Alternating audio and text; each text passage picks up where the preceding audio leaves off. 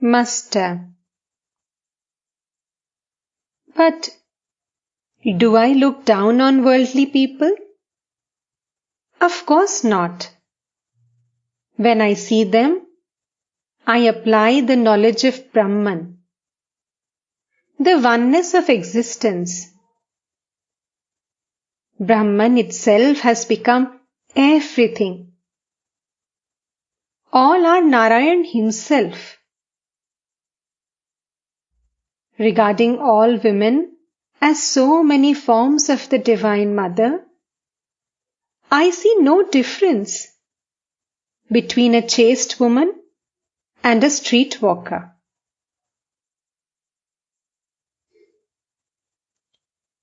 Alas, I find no customers who want anything better than Kalai pulse. No one wants to give up woman and gold. Man, deluded by the beauty of woman and the power of money, forgets God. But to one who has seen the beauty of God, even the position of Brahma, the Creator, seems insignificant.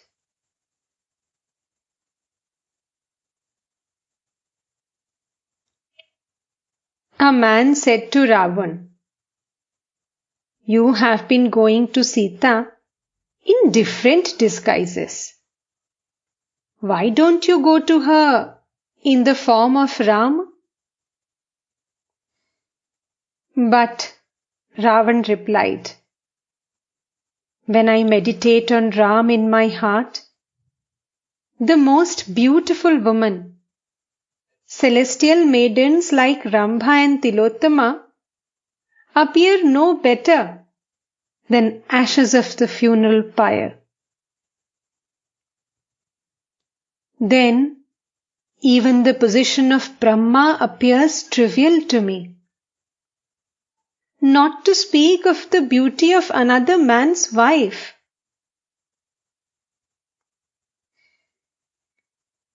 Alas, I find that all the customers here seek worthless Kalai pulse.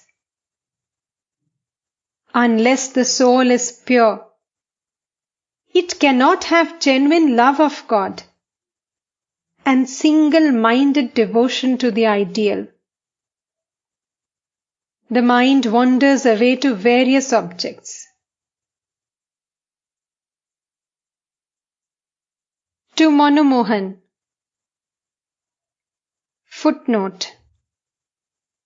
A householder disciple of the Master, whose sister was married to Rakhal. Footnote ends. You may take offense at my words, but I said to Rakhal, I would rather hear that you had drowned yourself in the Ganges than learn that you had accepted a job under another person and become his servant.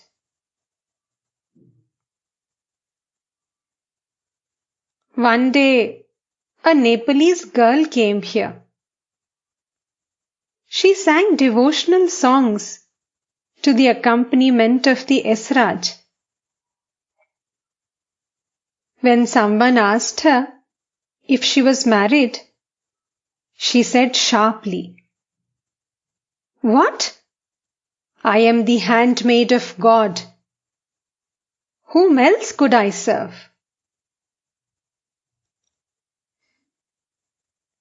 How can a man living in the midst of woman and gold realize God?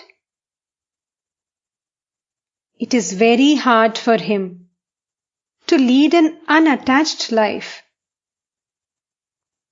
First, he is the slave of his wife. Second, of money. And third, of the master, whom he serves. When Akbar was emperor of Delhi, there lived a hermit in a hut in the forest. Many people visited the holy man. At one time, he felt a great desire to entertain his visitors. But how could he do so without money? So he decided to go to the emperor for help.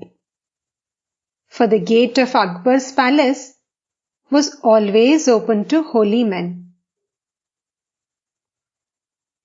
The hermit entered the palace while the emperor was at his daily devotions and took a seat in the corner of the room. He heard the emperor conclude his worship with the prayer, "O God, give me money, give me riches," and so on and so forth. When the hermit heard this, he was about to leave the prayer hall. But the emperor signed to him to wait. When the prayer was over, Akbar said to him, "You came to see me. How is that you were about to leave without saying anything to me?" "Your Majesty need not trouble yourself about it," answered the hermit. "I must leave now." When the emperor insisted, the hermit said, "Many people visit my hut, and so I came here to ask you for some money." Then said Akbar, "Why were you going away without speaking to me?" The hermit replied, "I found that you too were a beggar. You too prayed to God for money and riches. Thereupon I said to myself, why should I beg of a beggar? If I must beg, let me beg of God."